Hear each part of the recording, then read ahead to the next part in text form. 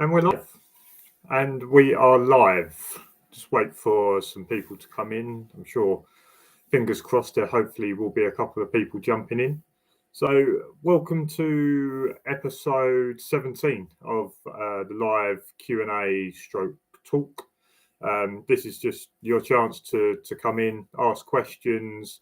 If you've got any questions about some videos, got any questions about being a dog handler, anything like that, and then obviously we'll have a few chats about some different stuff, things like that.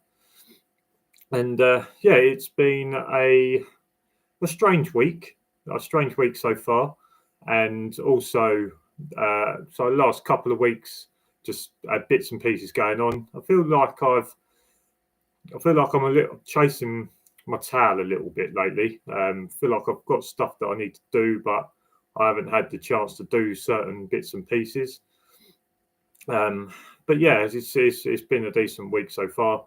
Outside, being a dog handler has been pretty good, so pretty chilled out. I've had some people with some COVID around. I haven't actually got COVID, but there's a few people around me that has got some COVID, so obviously that's showing that it's still not going away. People are still catching it for the second, third time, whatever it is. So, but yeah, like I say, this is just a chance for people to come in, ask questions about videos, dog handling, anything about me as well. And if I feel like it's appropriate to answer, then I will. So if you're in, just down in the little chat box, put in some questions, say hello, whatever it is you want to do. But yeah, so what have I done? I've done 3 shifts this week, just at the end of that 3-day stint. And it's been an interesting week. So I turned up for work on Sunday and took over from a dog handler who actually ended up staying on site for the night whilst I was there. So that was a bit interesting. So doing a shift with a dog handler staying on site. Moonshot, how you doing, mate? Which was interesting because obviously I had to work and I had to patrol and things like that, but I was obviously being a little bit courteous to them because they was trying to get some sleep or whatever it was. So I kind of still patrolled around the area of where his van was, but obviously I was trying not to make too much noise around there. But it was also good that if there was an incident, I had some kind of backup. But yeah, that was quite interesting. He actually had a flat tire. And what surprised me more than anything is that the handler, we was obviously down in Kent, down in the southeast, and the handler was from Darlington, and had come down for a week or whatever it was to come and do some work. So yeah, I think he messed up his dart charge because obviously he's not used to the dart charge. But yeah, coming from Darlington down to Kent to work for whatever it was, a week, etc. That was interesting, and but yeah, like it went through okay. We think that someone tried to gain entry to the site on Friday or Saturday night, but that's to be confirmed. I'm not sure what's going on. But yeah, so it's been an interesting week. Monday and Tuesday nights just been my standard turn up, look after the place for the 15 hours and finish. So I've obviously got this live tonight and football training after this. Thursday is going to be another shift on site, and then I'm actually going to go and play golf on Friday. So I'm going to finish my 15-hour shift, pick my mate up, and then we're going to go golf. And I was going to do a video with him. Now, I don't know whether you guys are interested in golf or whatever it is, but I'm going to do a video on the golf course, and it's not going to be about golf. It's still going to be aimed at dog handling. And I think it'd be quite interesting to speak to my mate. He's been my best mate since I was about, 11, 12. And I think it'd be quite interesting to have a chat with him because he's obviously known me from when I was younger until now. And it'd be interesting to see if he's seen a change in me over the last couple of years, obviously changing into this industry, going from someone that worked in an office to someone that is now doing what I do. See if he's seen a change in me. but also speaking to him about the dog, because he's known my dog since he was like 8-10 weeks old, and he's been on holidays with us in the UK where the dog has been brought. He's seen my dog go from obviously a pet to protection, and I think it'd be interesting just to speak to him and see if he's seen a change in the dog, because there'll be lots of people that will have their kind of pet dogs that they're thinking about putting in, doing the training and coming into this industry, and it might be a good little insight to speak to them to see if their dog is going to change and what changes they might want to look out for, and see if that is something that they're prepared to deal with, because as we all know, like, to the dogs to us are our best friends, they're well behaved, etc. But there's obviously, with the drive, obviously the protection side of it, there is a second side to owning the dog that you have to be careful. And maybe some people don't think about too much about it, or maybe people think that something's going to be an issue that possibly isn't. So yeah, I just feel like that'd be interesting. That'd be interesting to have a speak to him about. I was just laughing because I've just seen moonshots. Golf, like watching paint dry. Now, it's not going to, the video is not going to be too much about golf. There'll be a couple of shots in there, but it's more going to be like just speaking to my mate and getting his side of maybe the changes in me and the dog. It's not going to be like watching paint dry. I'm not going to talk you through golf shots, etc. Porsche K9, hi mate. Them signs, really sorry. I've just, like I said at the start of this, I'm trying to catch up with some certain things that's been going on. I will get them signs off to you. Don't worry, I haven't forgot. So I haven't been in touch. Like I say, just the last week or so, I don't feel like I've had a lot to do, but then I've had no time to do anything. But I'll get it sorted. Moonshot XRP balance training, yeah, exactly. And I'll say, I just feel like it'd be interesting to speak to him from let's say a civilian's point of view of watching my dog go through the training and the differences he's seen, because there definitely will be differences that he's seen, that someone that from the untrained eye that may have a different outview to what I've seen or what you guys have seen in the videos. But yeah, balance training, obviously, which is something I feel like I've done well in, and the dog, I feel like my dog is balanced. So yeah, that'd be interesting. I think no rush. Yeah, like I say, just last week I just feel like I've had no time to do anything, but then I've not had much to do. Does that make sense? But yeah, how are you guys? Let me know if you've had anything going on, how everything's going. Obviously, we've got our Discord group where you guys we've been chatting and different things like that. So I've kind of kept up to date with you guys, but make sure everyone's all okay. Has anyone got any questions about the last two videos? So them last two videos were obviously filmed on the same day, but split into two videos. So we had the shift.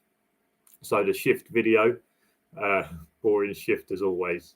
Yeah, so like I say, I think that's a side of the job that people need to know about as well, because a lot of people come into the industry thinking that it's going to be all action, you're going to be chasing people all the time, but probably 90% of the time it is reasonably boring, and you have to find ways to keep yourself occupied. So yeah, the last two videos, obviously you had the shift video where you just joined me on a shift, and we done our bits and pieces, and that was just to show people what kind of like a typical shift is, because that was kind of like a typical shift.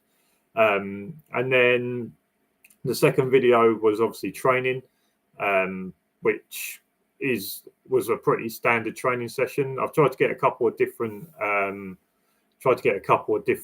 sort of views of training. So not always is it like a body cam kind of view.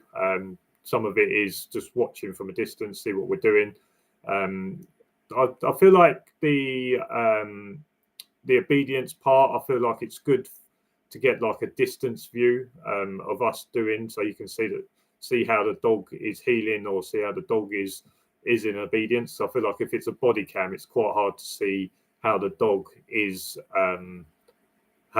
healing. But then maybe you don't catch me giving the dog commands and how quickly it is for me saying back to how quickly we turn left.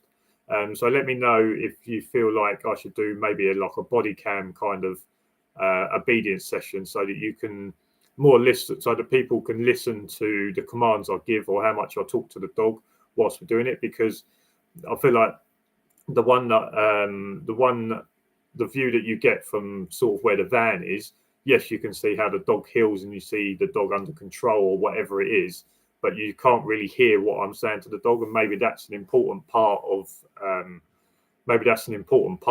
maybe what I'm trying to get over is sort of the command side, so people know how quickly you need to say back before you turn left or heel before you turn right, that kind of stuff. And maybe the talking to the dog when you get him, when he's sitting by my side and we have to do like a 2 paces forward. So obviously telling the dog to wait, walking off, but then I'm still talking to the dog from that 2 paces. I'm just still telling him good boy for waiting, or make sure you wait there, or whatever it is. So maybe doing like a body cam kind of view of an obedience session will be good for you to hear me talking to the dog. And it's not a case of that you just walk in and not saying anything to the dog, because you still need to keep the dog engaged.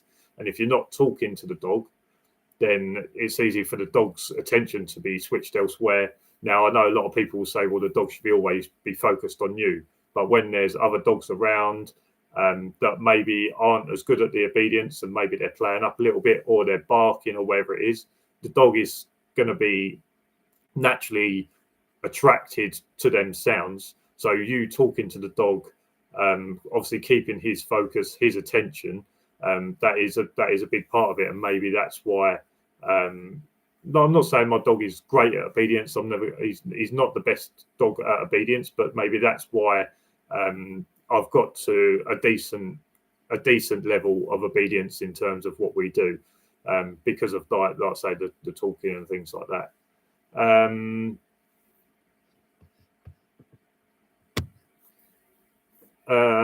Moonshot. Do you do standoff and bite work every training session? Not typically. It depends. I think it depends what dogs are there. It depends what dogs are there. So if there's dogs there, like you would have seen in the video, he come up with a good point about telling the person to back off so that you can stand over the weapon. Once you get them to drop it, you get yourself over it so that they can't pick it up. If you saw, he was explaining it to me and another handler. So the other handler her dog needs to work on the protection side. So that I think the protection work and the standoff work was more for that dog. But because I'm there, I'm going to do it. So I think it all depends on what dogs are there and what dogs need to work on certain things. We will do a patrol. We'll do obedience and we'll do a patrol every training session. Like I say, it depends on what dogs are there for in terms of standoff and protection work. I think if it was just me at training, we wouldn't necessarily do it because it's not a necessity that we work on that with my dog. But we'd probably work on maybe some tracking, or maybe we would do some article search or agility, things like that. So I think it's very dependent on what dogs are there and what dog needs to work on what aspect. I'd say that if there was maybe me and 2 of the other really experienced handlers with decent dogs. I'm not saying her dog's not decent, but don't get that mixed up. But some experienced dogs there, I don't think we would do the protection work because it's not a necessity for that dog to do it in that session. But then also, I like doing it at least every other session, because with training, that's his only real experience, or that's typically his only chance to do that kind of stuff, and the only chance you really get to keep sharp on that. because, as I've said before, I've been working now for sort of 14, 15 months, not had anything really happen on site in terms of the dog needing to deal with anyone. So if I didn't go to training and we didn't do this maybe every other month or whatever it is, it'd be quite easy for the dog to get a bit lazy in the protection work, etc. So we don't do it every session. It depends what dogs are there, and like I say, it's a reasonably small part of the job, and it's more for just keeping the dog sharp, or if a dog needs to work on certain parts of the standoff, etc. That's when it'll be done. I can hand signal to my bitch, and she's pretty good at it. Yeah, I think in my video regarding NASDO commands, I said a little bit about that. Now, my dog will listen to commands, but there are certain little hand gestures for like heeling, for in, for down, different things like that, that I put in place. So from a distance, I can down the dog with yes, a command, but also with sort of a hand signal. So yeah, I haven't got a hand signal for everything, but there are certain ones, especially if you work your dog from distance. So you would have seen like the emergency stop, obviously having the hand out and shouting at him, or shouting a command at him. But also, once I've been able to stop him without a command, being able to put the dog down with a hand gesture. And it's not something that you're going to need for your NASDO. Hand commands aren't a NASDO thing, but it's nice to have that different side to maybe your commands, that you can get your dog to down silently if you need to, because there is possibly a time on site where you'll need to maybe down yourself, or like crouch down and get the dog to down without bringing attention to yourself. Now, I'm not making this sound like you're going to be a special ops kind of dog handler, but there may be a time where you'll need to down the dog quietly on site, and it's good to have sort of a hand gesture in order to do that, and you not downing and the dog start jumping around.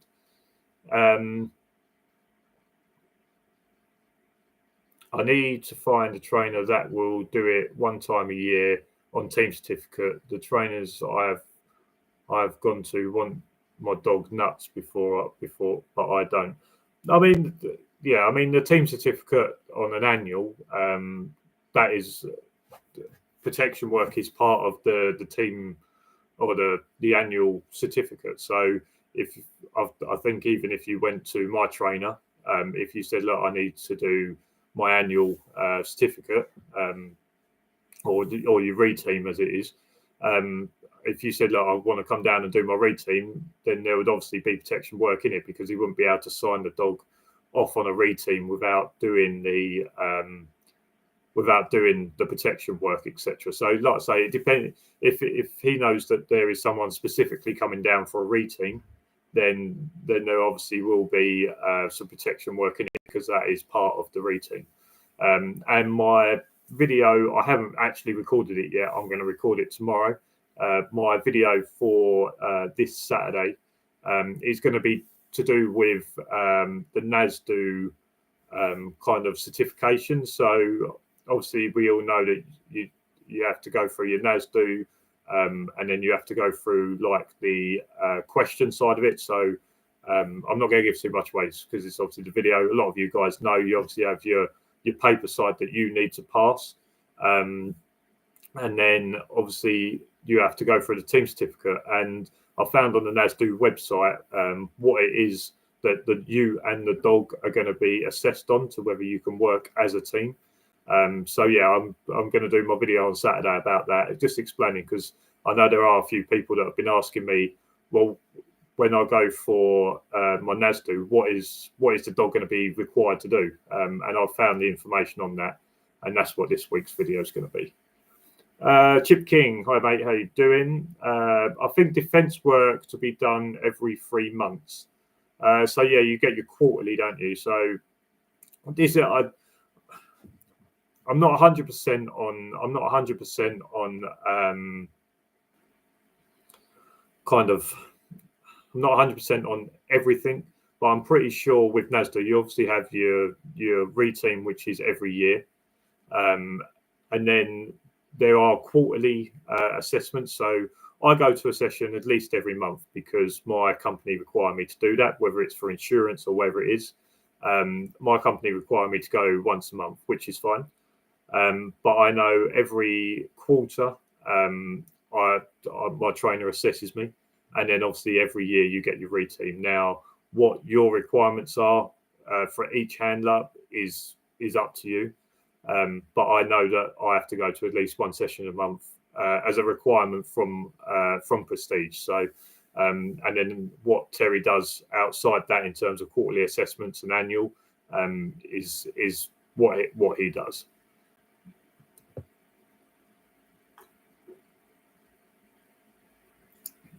Yeah, I'm not 100% sure whether it's a NASDA or an insurance thing that is quarterly, but I do know that I know I get quarterly assessments and annuals.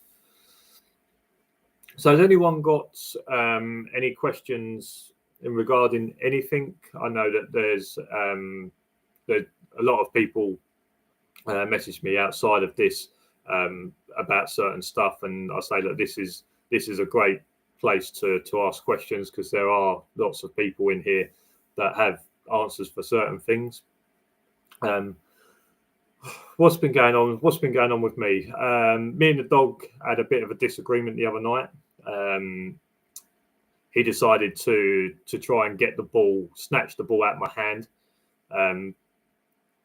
Basically the ball went under the fence, and I bent down, got the ball from back under the fence, and as I was standing up, he decided that he was going to try and get the ball. And I'm not going to show you because it's not exactly the most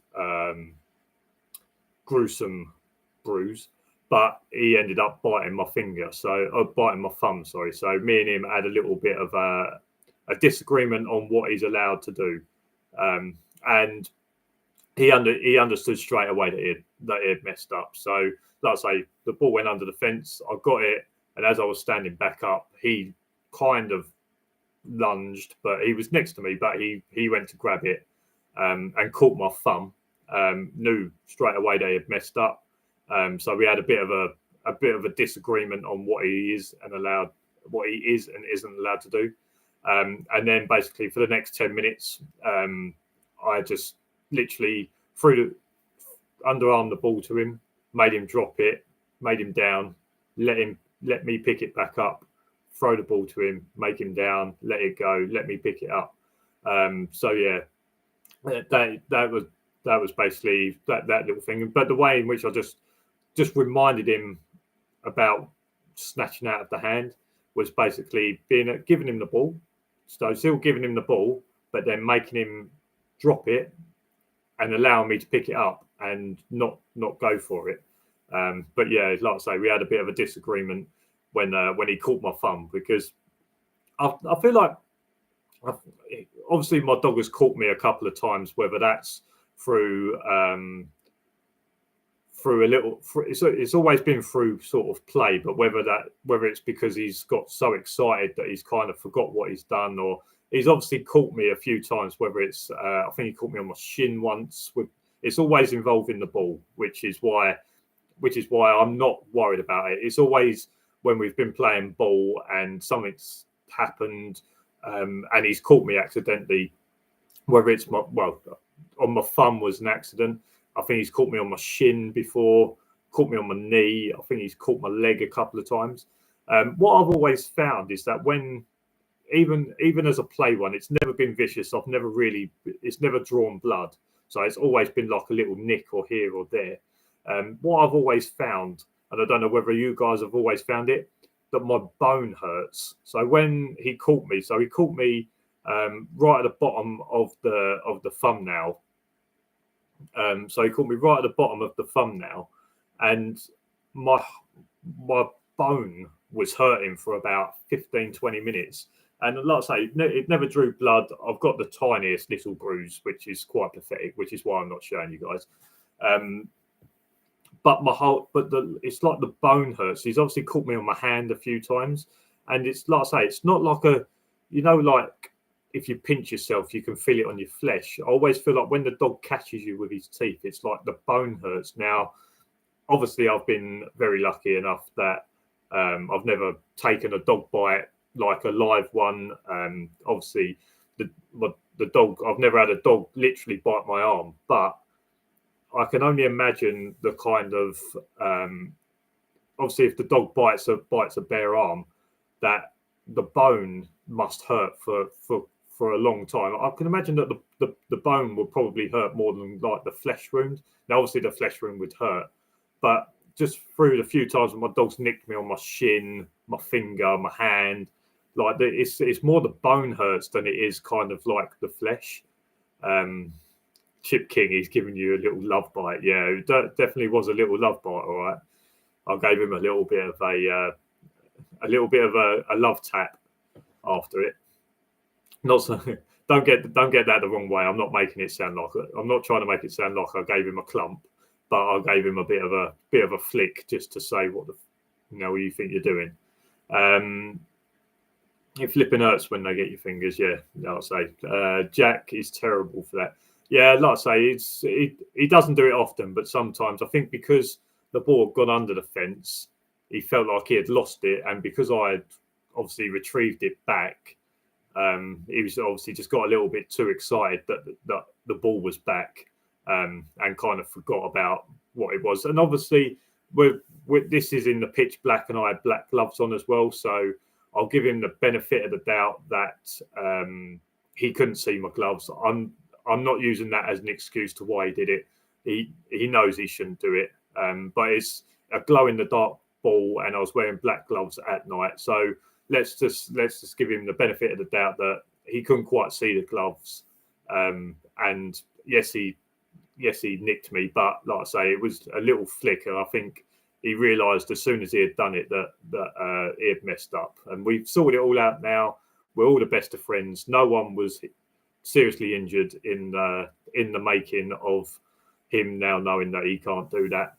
But I think that's a thing with kind of ball drive. Now, my dog, ball drive is what got him to sort of the level that he is now. I've said to you guys lots of times, I'm never going to say my dog's the best dog. I'm never going to say that my dog's the ultimate dog.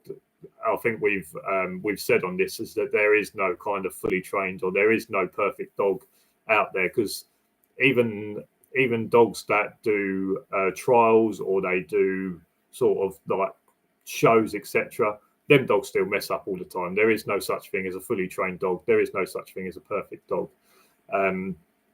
But the ball drive is what got him to the level it is now. So it's kind of like you guys will know the word better than I will.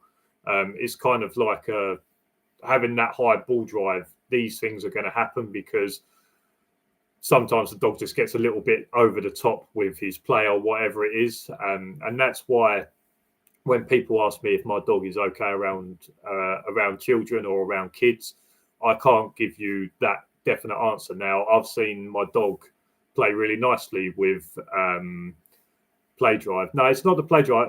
Like the consequence. Sorry, this is going to sound worse than I mean it to be, but it's like the consequences of my dog having a high ball drive. So obviously the high ball drive has been beneficial for me. It's been beneficial for me to get into the standard he is, but the consequences of that is that sometimes his ball drive is a little high, and maybe he nicks me, or maybe he goes crashing through someone to get to the ball. But it's kind of like a side effect of having this high ball drive to get to where I am.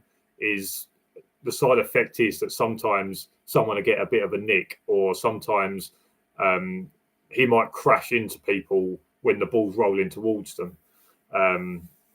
My black shepherd goes OTT at times. You know the one. Yeah, I know the one. But yeah, this is like when people say to me, like, is your dog okay around kids and children? Now, I've seen my dog play really nicely with some sort of, how old were they? they was probably between 8 and 12. I've seen him play really nicely where they can throw the ball and the dog will chase the ball, and then they go and get another ball, throw that ball, and he'll chase. And I've seen him play really nicely. But what I also know is that if one of the, let's say the 12-year-old throws the ball at the 8-year-old, I know to my dog that is his ball. And if that 8-year-old runs towards the ball, I know that my dog is going to make sure that he wins that ball, because everything that we've done with training, etc., has always been about the dog winning and the dog understanding that winning is not the end of the world, but it is important that he wins whatever he's doing. So whether that is doing a patrol and him doing a standoff with the person until he wins the ball, so they throw the ball to him, or that let's say the protection work is that he does a standoff until that person backs off, or if the person comes in and the dog is on the sleeve, we've taught the dog that he has to keep hold of that sleeve until I tell him to let go, or that person gives him the sleeve. So he has to win the sleeve. So yeah, if the 12-year-old threw the ball and the 8-year-old was running towards it, my dog's mindset would be, I have to win that ball. And if I'm not saying he'll do it on purpose, it'll probably be a bit of an accident. But if he has to not get through the kid, but if he has to touch or make contact with that kid in terms of a nudge in order to get to that ball first, I would say he would probably do it. He does it with me, where we'll be running towards me and him will be running towards the ball, and he'll be coming obviously from behind, and at the last minute he'll cut across me to make sure that I can't get to the ball, and he'll dive on it. So when people say that, is your dog good with kids, etc., yes, I know that there are certain parts of it where they can throw a ball and my dog will run after the ball and they can get another ball and throw it. But yes, I understand there are times where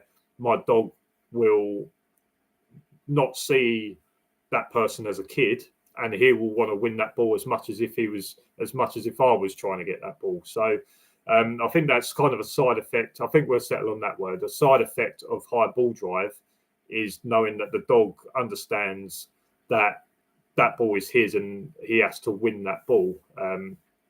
So yeah, like I say, it's just part of it. And you, as a dog handler, you are going to get the occasional nick off your dog. I have a ball on a bit of rope, and sometimes I'll whip that around, and sometimes we play tug with it. And obviously, I've got one end, he's got the other end. And yes, sometimes if he feels like he hasn't got the best grip, he will re-grip on it. And yes, sometimes maybe it is a little bit close to the hand, and maybe sometimes you do get a little flick off the end of the hand. And yes, maybe it will hurt for 10, 15 minutes. They don't necessarily mean it a lot of the times. A lot of the times it is just they want to get a better grip so that they can win the toy. Or sometimes it is just a case they get a little bit overexcited and sometimes you get a nick. But like I say, the way in which I went around that was just making sure that I could give him the ball, get him to drop it, and then allow him to let me pick it up. And like I say, we've done that for about 10 minutes with no issue. And yeah, like I say, we're still the best of friends. No one got hurt really. So yeah, that was just something that happened. I think that's quite an interesting thing to look at. It is that even if sometimes your dog does bite you or nip you or whatever it is, always look at like the bigger picture of like, why did that happen? Don't automatically feel like, a lot of people said to me, obviously at the start when I was doing sleeve work with my dog, they was always saying, oh, you need to be careful, like your dog's going to bite you and different things like that. And because it was always a game, we've kept it as that. And now I don't really do it. Maybe I'll do it once every couple of months, or maybe I'll do it once every now and then, but I don't obviously do it as much. And people were saying like, oh, you need to be careful, make sure your dog doesn't bite you, or your dog's going to know that he can bite you, etc. My dog knows that he can't bite me, and I've always made sure that he understands that. Now, he's always told, obviously at training when he does it, that he's good, and when he gets onto the sleeve, telling him he's good, and he's obviously good at that side of it. But if we're having a bit of a rough and a tumble, and he tries to lay his teeth on me, then I obviously tell him that's a no. Like, you cannot do that. Oh, I've got a headache. Oh, light behind this light behind the camera is a little bit harsh on the eyes. So has anyone got any questions in regarding any of that kind of stuff? Now, looking at the people that are in this chat, I don't feel like you'll know what you're doing in terms of trying to teach that out. And like I say, it's the way in which I did it was just make sure that the dog understood about being able to drop the ball and me pick it up.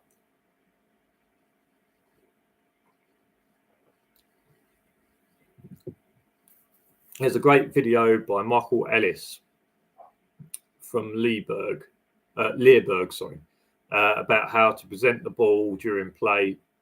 It changed the way I play now. Yeah, so I haven't watched that. I haven't watched that video now. There are certain things. There are certain little tips that I've been told about, especially if you're using the ball in terms of like to keep your dog engaged or whatever it is. That let's say you're doing obedience and you want to try and keep the dog close, about tucking it under your armpit, because the dog will know the ball's there, and yes, then he'll be looking up and trying to keep his attention on you.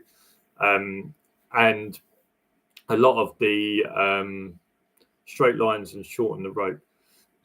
Yeah, and one of the things that I was a good tip that I got was to make sure that when you throw the ball to the dog, is you always throw it to the side of you, because there has been I made that mistake quite early on, is where I threw the ball straight at the dog and he went to catch it and it hit him on the end of the nose. Now, if you throw the ball straight to the dog and it hits him on the end of the nose and goes forwards, then where's that ball going? It's coming straight at you. So I threw the ball at the dog, hit him on the end of the nose, dropped at my feet. He then come piling in, and I had to straddle for him to go straight through, because he was like, well, that ball's mine, and he obviously went straight for it. Now, again, that's what I say about my dog and kids. They can throw the ball to him, he'll be perfectly fine, but if that hits the end of his nose and drops at the feet of an 8-year-old, my dog's going to come piling in to get that ball, and he may knock that kid over. And some people say, well, your dog can't be trusted around kids, he knocks them over. No, the situation is that the kid threw the ball to the dog, he missed the ball and then went to get it. Now, the kid doesn't understand that dog's going to go through the ball and go through it. A bit like a 100-meter runner. Now, a 100-meter runner, when they're running, they don't aim to stop on the line. My dog doesn't aim to stop at the ball. My dog will aim to get to the line, the ball, and then go through it, because, like I say, he doesn't run up to something and think, right, I'm going just to get to where that is. Now, if you watch a lot of probably a lot of the dogs that you see in kind of protection sports and the shows, etc., you see the dog running up. Now, that dog doesn't run up and stop at the decoy and then bite.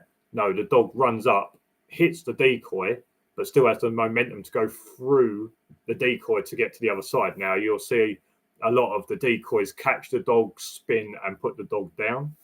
And that's another thing, and that's why my trainer always said to me, throw the ball to the side. So if it hits the end of his nose, it goes wide of you and the dog runs past you. If you throw the ball towards the dog and it hits the end of the nose and drops at your feet, you need to get out of the way, because that dog's going to come steaming in to get that ball. And sometimes, not all the time, sometimes if you're in the way, then the dog will get you out of the way. When are you going to start training to become a trainer? I don't know whether I've spoken about this on here before, or whether who I've spoken to about it. It is something that I'm interested in doing. But I know that you have to be a dog handler for 2 years, and that's do dog handler for 2 years before you can even apply to become a trainer. So I would have been a dog handler for 2 years in December. So it definitely won't be this year. But I feel like I'll know when I've got enough experience in order to become a trainer. A lot of the stuff now is kind of stuff that I've been told, which is obviously how dog trainers train. Now, any dog trainer you go to, they will always train you on obviously what they've been told from more experienced trainers, or situations or stuff that they've seen before. But I want to make sure that I have enough experience as a dog handler on the field. So doing the shifts, dealing with situations on site, things like that, making sure I've got the experience so that when I'm talking to dog handlers, I have some form of experience of what I'm talking about.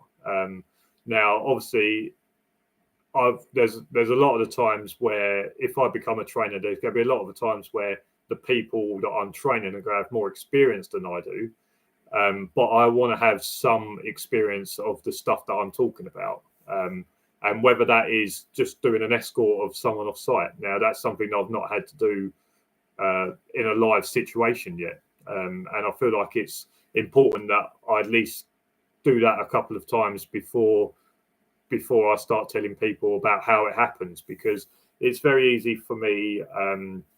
You would have seen in the video last Saturday that we done some form of escort, and I just want to explain something on there because someone said something to me. So in terms of the last video, we obviously done 2 sleeve bites, and then on the third one I obviously escorted them out. Now that was possibly the wrong way round in which you're doing it, because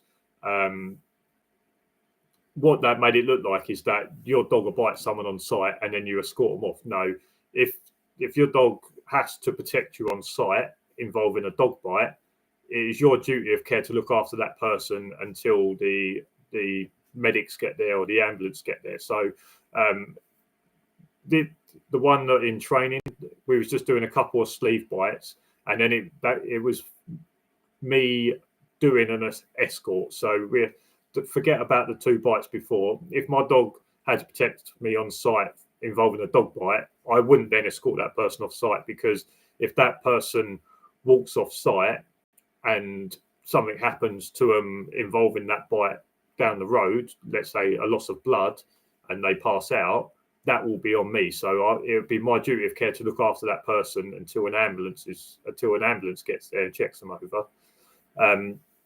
So it's very easy in training. Like if you take the one on that video, it's very easy for me to do an escort and get used to the escort side of the job. But it's very easy when it's my trainer and you know that there's not going to be, there is no real danger, or there's going to be no reaction towards you. Now, they may throw a scenario where they're being a little bit uncooperative, but you know, at the end of the day, I know that my trainer's not going to come over and smack me in the head with something. So it's very easy for you to go through training and doing the speaking part of it, and then being compliant, saying, yeah, okay, yeah, right, yeah, I'm going to leave. But there's a difference between doing that and doing a real live escort off site. So I want to make sure I've got some experience on live situations, so that when I am trying to train someone, I have some real life experience. And you are very level headed, which in my opinion makes a good trainer. I feel like I am obviously, I would say I'm a reasonably level headed person, and I feel like I'm someone that looks at stuff from 2 sides. I never look at something from, right, this is what it is, and that's the only reason this can happen. Like, there's lots of different reasons why your dog could break it down. Now, is that because you're not keeping the dog engaged? Is it because the dog has an interest of something elsewhere? Is there an outside influence that is affecting the down? Now, my dog, as you've seen in my videos, he can. I can put him in a down, do 2 paces forwards, and there can be dogs that are getting up, and maybe there's some dogs that are not standing the down, and my dog will stand the down. Now, if that dog if another dog gets out of the down and comes towards my dog, is my dog going to stand it down? I would probably say maybe not, because my dog would see that as a threat towards him, and my dog's not just going to lay on the floor when he sees a threat towards me or himself. So yeah, like I say, being level-headed and making a good trainer is also looking at why certain things are happening, and not saying, well, your dog broke it down because you're not keeping the dog engaged. No, maybe it's because the dog saw a threat towards him and me from an outside source, and that's why he broke it down. So I think that's part of it. But like I say, I don't want to rush into becoming a trainer, which I think some people may do. I don't want to rush into becoming a trainer and then trying to get my point over to someone, and then them saying, well, have you had this happen to you? And I say, no, this hasn't happened to me in real life, but in my training, this is what happened. A lot of people are going to say, well, I've had this happen on site, and that's not how it happens. So, like I say, every situation on a site is going to be different, but having some form of real life experience of something, I feel like gives you possibly a better relationship with the people that you're trying to train, and I feel like that's going to be quite important. So obviously I've got 2 years in December, so that'll be my 2 years, and I can look at it after that. But I feel like I don't want to rush into it, and I want to make sure I do it properly, make sure I get enough experience behind me.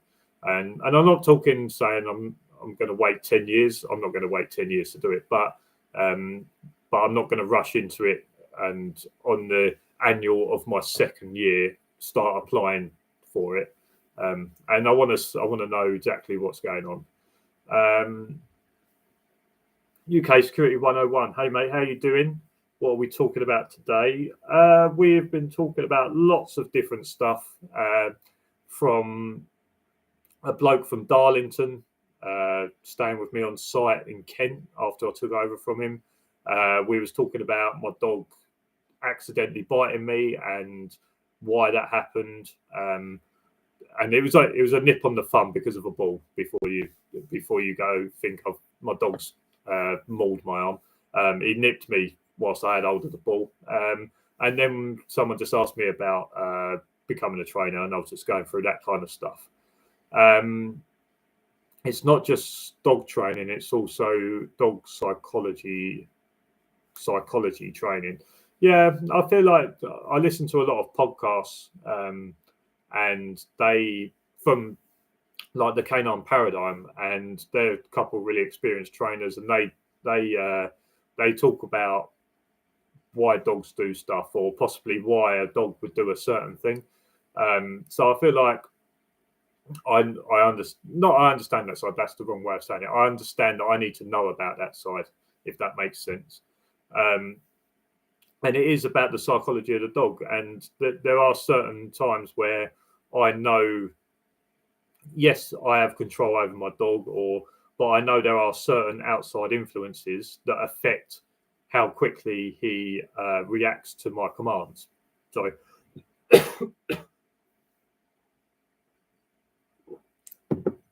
I know that if there is someone waving a stick around, or the worst thing for my dog is a launcher. So there are 2 ways I can look at this.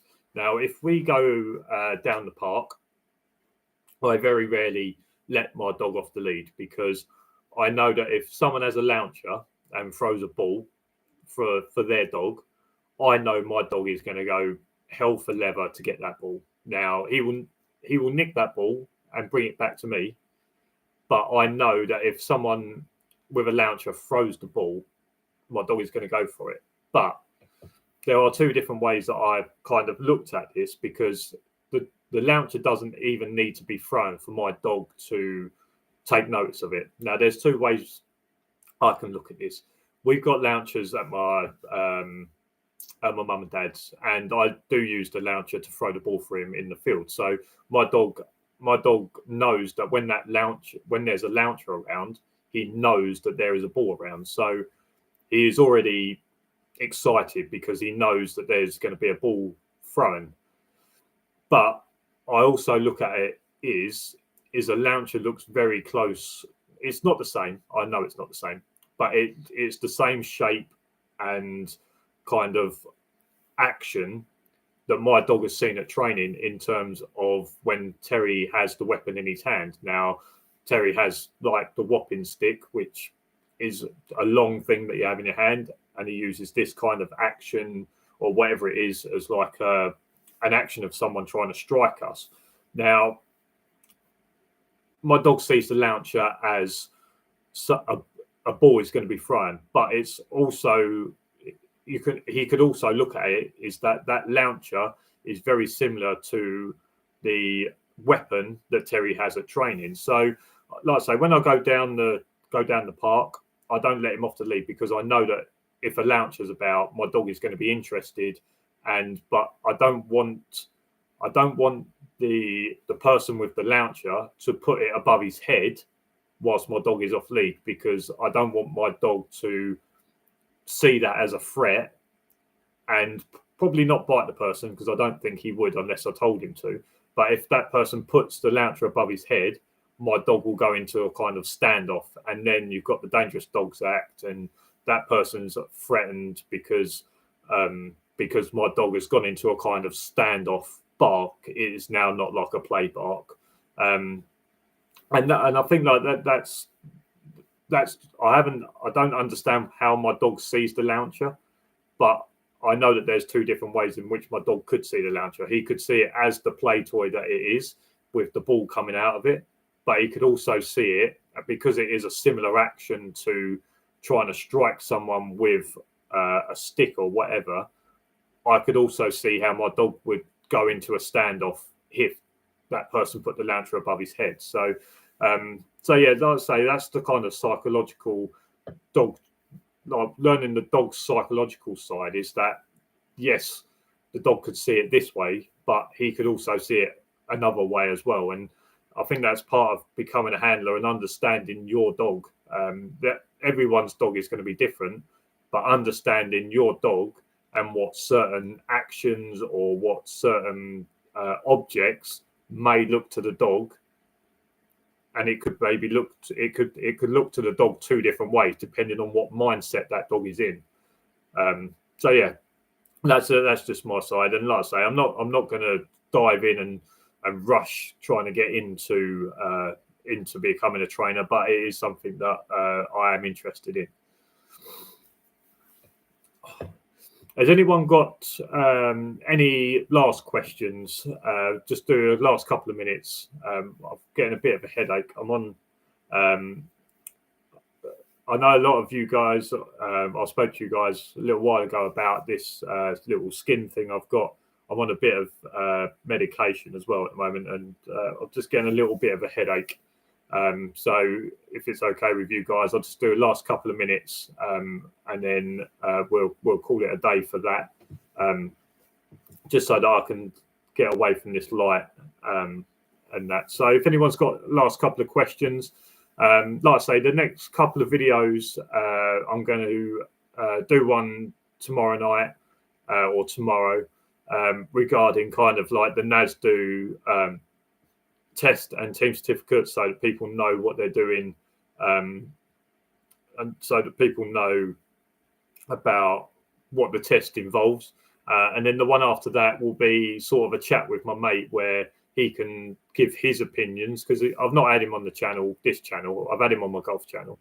I'll have him on this channel, and we'll just have a chat with him, and he can maybe talk to you about maybe the differences in me between before I was a dog handler and now, and obviously the dog before he was before he started training and now, and maybe he can just see the differences in that, and yeah, we'll have a bit of a chat about that. Yeah, do you want to buy?